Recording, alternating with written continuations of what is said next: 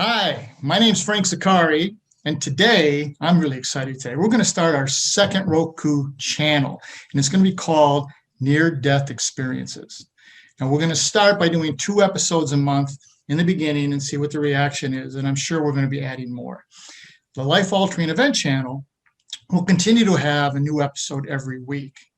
So, ladies and gentlemen, this is something that it just fascinates me. So we're going to get right into it. The topic we have today is the healing power of past life memories. All right, now, we've all heard stories about reincarnation. There are many, many books, there are many movies about the topic. Many cultures say that this is the way it is, this is real, and it's fact. There are many other cultures who dismiss it. They call it a hoax. They say it's hocus pocus. They say it's a scam, or it's devil worship, or worse. Many of these same doubters don't believe in climate change, and they don't believe that smoking causes cancer. Simply because you don't believe it doesn't mean it's not true. It doesn't mean it's not happening, and that's real. Before dismissing reincarnation, let's explore the possibility of improving our life today by understanding our prior life. Now, in order to do this, I went to the best, Dr. Shelley Kaehr is my guest today, and this is her area of expertise. She knows a great deal about the healing powers of past life experiences, which she details in her book, Meet Your Karma. And if you don't have this book, go get it. Let me tell you something about Dr. Shelley. For 2 decades, she has worked with thousands of people around the world, helping them to achieve greater peace and happiness in their lives. She's world-renowned past life regressionist. Dr. Shelley's method of combining energy work with hypnosis has been endorsed by numerous leaders in the field of consciousness, including some of the leaders, Dr. Raymond Moody and Dr. Brian Weiss. And Dr. Shelley has been prominently featured in the media. She has received her PhD in parapsychic science from the American Institute of Holistic Theology in 2001. Ladies and gentlemen, there is no greater expert in this than Dr. Shelley. So, Dr. Shelley, as you like to be called, welcome to Life Altering Events. Frank, thank you so much for doing this show. I think it's super timely and important, and I'm really, really honored to be here. Thank you. Well, I'm thrilled. I read your book, Meet Your Karma. I love the book. So again, ladies and gentlemen, if you don't have it, go get it. Thank you. And you start the book off, and this sort of blew me away. Right in the beginning, you said your karma started shortly after birth. What happened? Well, I was born in the 60s, and I was theoretically a healthy baby, and my parents took me home.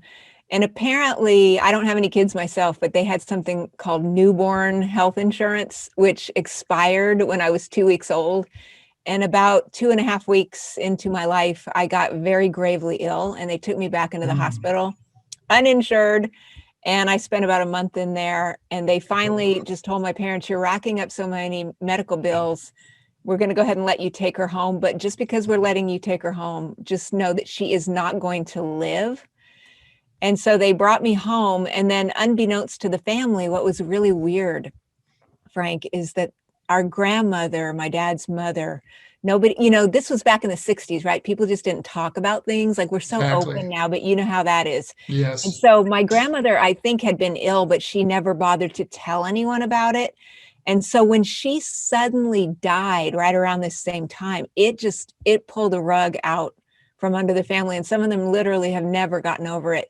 But after her death, suddenly I, who was on death's door, just made this miraculous recovery. And so throughout my life, not in a disrespectful way, but I used to say, I feel like grandma, even though I don't know her, I just always felt like she's my guardian angel, and she must be looking out for me. And I always used to say, well, I feel like she must have swooped down and healed me somehow when she died. Mm-hmm. And so then years later, well, anyway, that's kind of what happened originally. We'll keep going from there. That's wonderful. Now, you spoke about guardian angel or spirit guide, and I saw this in your book, and I've seen it in your videos a lot. You talk about this a great deal. So who are spirit guides or angels, and how do we find them, or do they find us? I do believe that in angels and guides who are helping us. Some of them are people who potentially passed over like my grandmother, but I also believe in angels. I've seen them in my inner mind.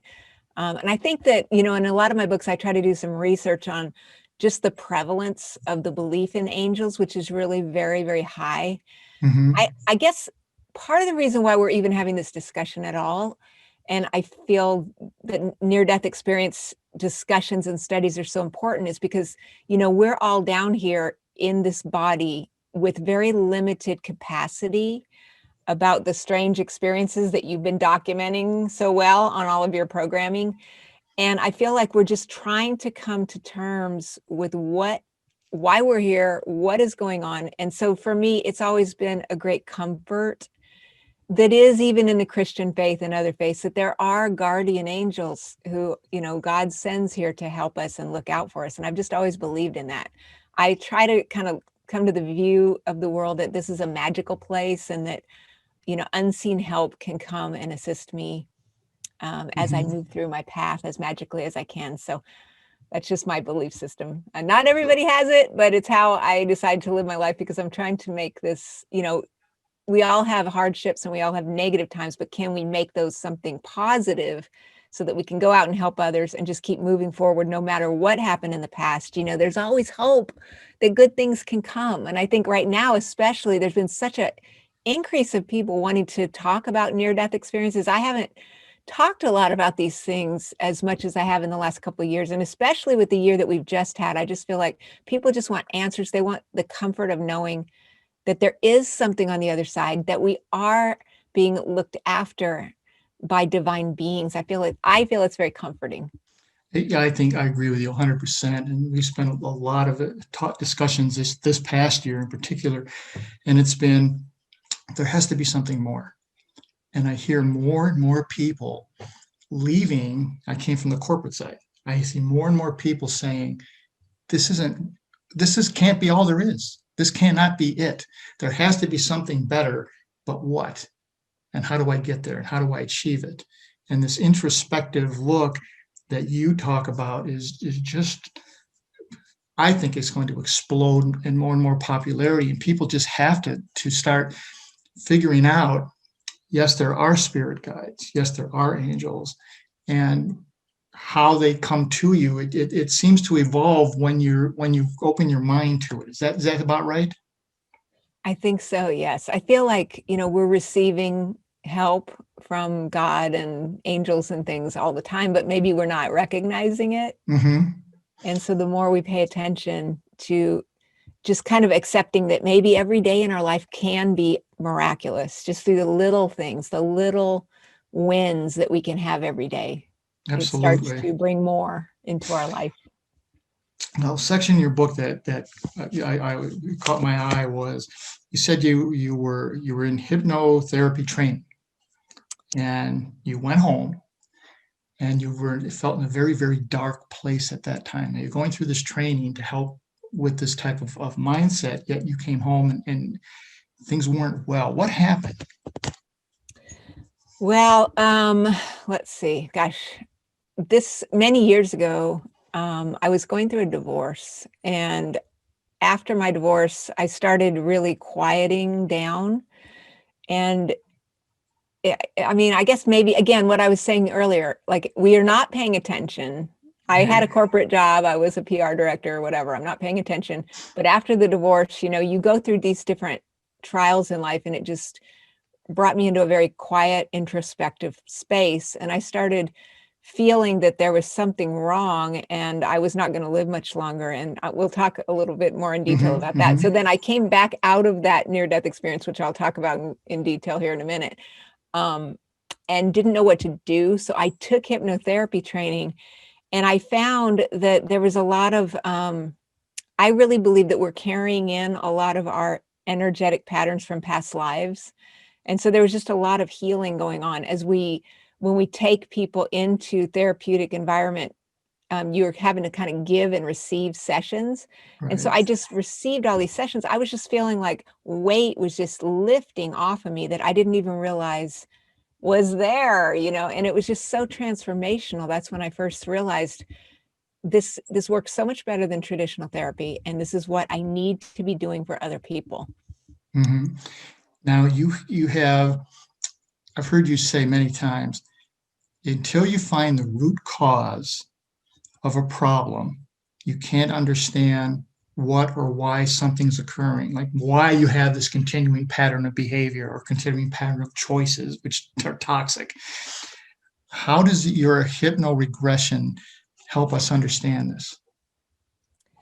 In the Meet Your Karma book, and really in all of the books that I've done, I always put exercises so that the reader can do this for themselves. So it's really a matter of going into a meditative state where an angel or guide comes and meets with you, and then they accompany you on this journey of the soul.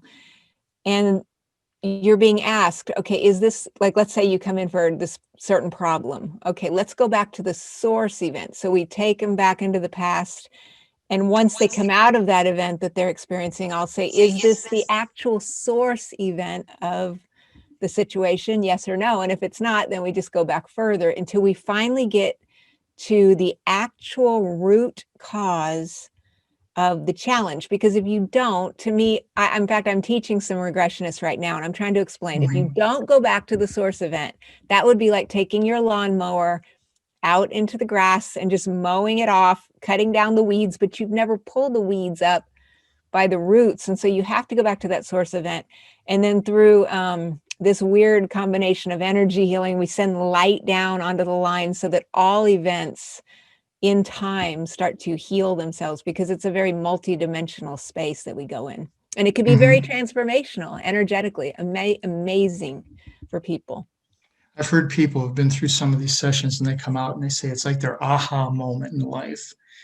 And then they start piecing things, okay, well, I did this and I'm on this pattern, I'm on this track, or why do I keep making these same decisions? Or why am I making these bad choices over and over? And they don't, until you open yourself up to say, well, let's take a deep dive into this, as you do. Absolutely. You know, you mentioned patterns, because that's one of the most effective things about doing this, is if I can take people into enough experiences, this is all through their higher self, whatever is going to be for their highest good at that moment. What emerges a lot of the time is that this question or this problem that they've had, they're going to go into 2 or 3 or 4 experiences where, guess what? They've been doing the same stuff over and over again in many lifetimes. And so sometimes just the recognition of that, they go, oh, wow, you know what? I don't need to do this anymore. Or this is a person I've known many times and we're just playing the same thing over and over again. So maybe we can just bless each other and just move on, or move forward together in a new way, or whatever that is. But it can be very, very powerful to identify those patterns. Absolutely. We had an expert in emotions on a few weeks ago. And one of the things she said is emotions are in this type of thing is like, it taps you on the shoulder and say, here's an experience. And you don't react. And then it pushes you on the shoulder and says, hey, and then you don't react. And then it shoves you. And she's saying, you just don't know why and just go with the emotion. But this goes much deeper. What you're doing goes much deeper. Is that correct? Well, I think your guest is exactly right. I mean, it's like you get a little tap, tap, and then you get a psh, you know, and eventually, you know, you will pay attention, because unfortunately, Frank, you know this, people don't always want to change unless it's painful enough for them to get up and do something about it. And so when it gets painful enough, then yes, they will go back. And again, it's a great point. I feel like we are all afraid of our emotions. We're afraid that, but if I remember this, or if this is anger, or this is sadness, this is stuff I don't want to deal with, but they don't realize emoting and getting that stuff out, that's what causes the body to heal. And if we don't, it's just getting stuffed down. And that's why dis-ease happens, you know, so it has to come out. It's not scary. It's done in this case in a very, very safe way. And it's so that we're not getting knocked over anymore by the universe or our guides saying, hello, we need to address this. Let's take a look. One of the things that we had somebody call in one time, hypnotherapy was go to the topic, and they said, look, come on, the hypnotherapy, you stand with a watch in front of somebody and you have them bark like a dog. I said, come on, how valuable is this? And I said, okay, let's dispel that rumor right now, okay? that you have tremendous value in doing this. There is a difference between the two, obviously. How do you explain it? Wow, what a great question. Yeah, I mean, believe me, I hear those people and I've actually participated in some of these stage hypnosis shows, and Mm-hmm. it is funny. And I think the thing is that people have to remember is that in guided imagery, your brain wave is going at different levels. So if you and I are awake, which we still are, thank you. Okay, so our brain waves are in beta. The hypnotic state is in alpha, so we're just slowing things down just a little bit. And in that state, that's the healing state, the learning state.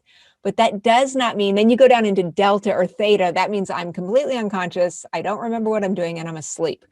But what people probably have a misconception about is that you are awake when you are going through this, but there's the conscious part of your mind that's our personality. Frank and Shelley are here. And then there's that subconscious material. So when you're in the alpha state, it relaxes the ego mind enough so that this subconscious material begins to come up. And if I ask you questions that no one else has ever asked you before, then pictures, thoughts, and feelings begin to emerge. And then I coach clients into saying, and their conscious mind still going, wait a minute, this sounds crazy. It feels like I'm making it up. And I'm like, yes, that's wonderful. Let's just ask this aspect of yourself to go stand over here. And let's just go with it. Tap into the part of the person that is childlike, that's imaginative, because there's a lot of creativity as we tap into the quote imagination, but the material that's coming up is kind of the same quality as dream material. Sometimes our Mm-hmm. dreams are so Mm-hmm. weird, but it's happening and it's coming up for a reason. And then when people can accept that and go with that, then they can have this thing unfold. But you won't bring anything up that is not for your highest good. So if you do see someone on a stage quacking like a duck and acting crazy, that's because guess what? They were probably the class clown in school and they love getting a few laughs from people. But if you are not that person, that will never happen to you, because in this alpha state, it sounds kind of counterintuitive, but you're actually in more control than you are when we're in waking consciousness, because you've quieted down and you're actually listening to the soul. So you're in more control of yourself than we are just buzzing around at the grocery store, And so I think it's a great question. And Mm-hmm. I try to, tell clients, no, you're in control, and your higher self, your soul, your guides, whatever you want to call that, God, is not going to let you go where you don't want to go. Absolutely. Never. I love that answer. That was terrific. Now, you've developed a process, and this is terrific, ladies and gentlemen. It's called relief. Explain what that is. What are the steps in the relief model? Yeah, basically, for the last 20 years, I've been doing certain things with clients. And so, Meet Your Karma talks a lot about people who have had a lot of trauma and things. And so, I wanted to put it into an acronym that people can kind of follow through. So, Right. the first step is recognizing, the source event of wherever this thing is, whatever they've come to talk about. Usually, they're coming in for the same things we all need: love, health, and money. That's it. I mean, that's, again, Big completely three. simplified and ridiculous. I understand that. But let's say they're having a relationship problem. Great. Let's go back to the real source event. And they go, oh, wow, that was in the 1200s. I wasn't even in my current life. Amazing. Okay, great. And then we kind of eliminate emotional charges that are on events, sometimes just simply by going into events from a different perspective Mm-hmm. causes a release of some energy. And then we use, like, I lighten it up. I have them bring a healing light. They have a guide or an angel with them who sends a light down, kind of lightens up the event until things feel better.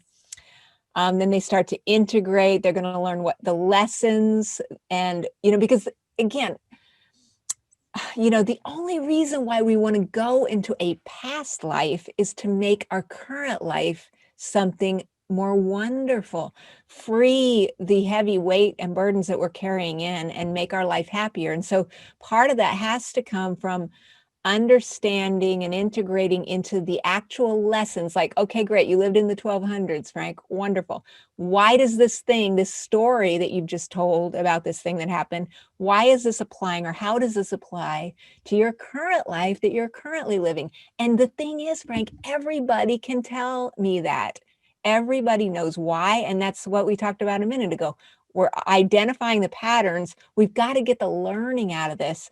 And then the last thing I do is take them out into the future because, according to quantum physics, time is not real. We know that. Correct. And so I can take you out to the future to a happy place.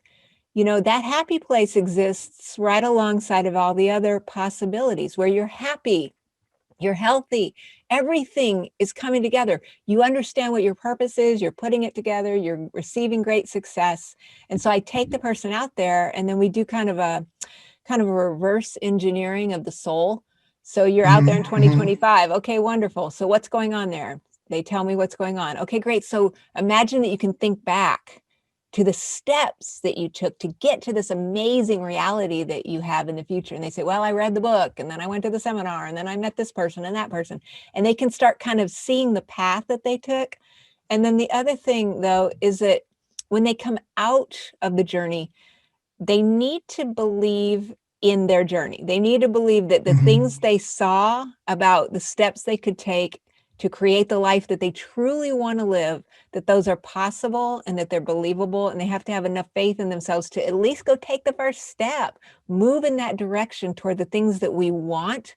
Because like we were saying earlier, a lot of us are just here in our lives. We don't realize that we're actually moving towards things that we really don't want. And so it's kind of a way to help people move and create what we actually want, so that we're not having to get those cosmic 2x4s over the head like you were talking about. Exactly. That's wild.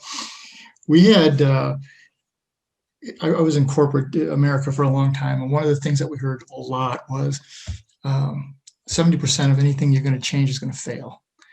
And then when I was a medic in the military, one of the doctors told me 90% of the people will not change, even if it means they're going to die if they don't change.